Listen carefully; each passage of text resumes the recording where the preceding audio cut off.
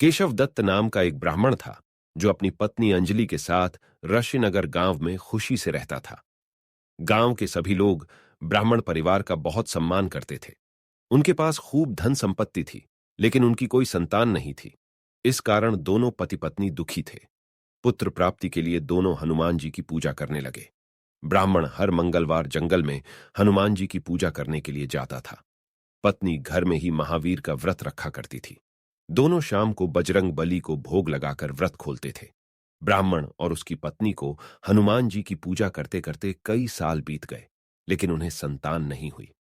एक समय आया जब ब्राह्मण निराश हो गया, परंतु उसने बजरंग बली पर विश्वास नहीं छोड़ा।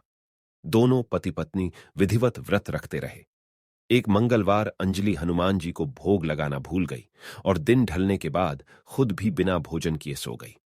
उस दिन ब्राह्मण की पत्नी ने प्रण लिया कि वो अब अगले मंगलवार को भोग लगाने के बाद ही अन्न का दाना खाएगी।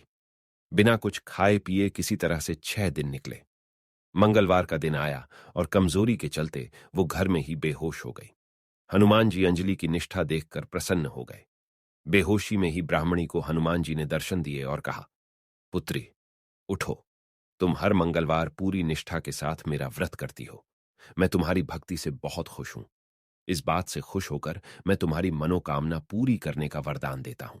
तुम्हें पुत्र की प्राप्ति होगी जो तुम्हारा खूब ध्यान रखेगा। इतना कहकर बजरंगबली वहां से अंतर्धान हो गए।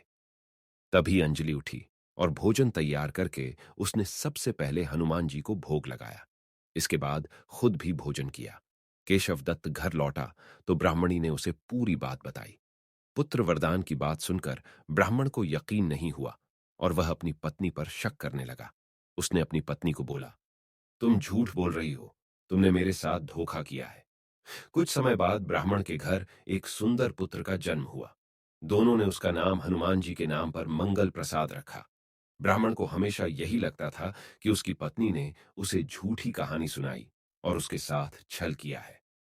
यह सोचकर वो बच्चे को मारने की साजिश रचने लगा। एक दिन मौका देखकर ब्राह्मण कुएं पर नहाने जाते समय बच्चे को अपने साथ ले गया।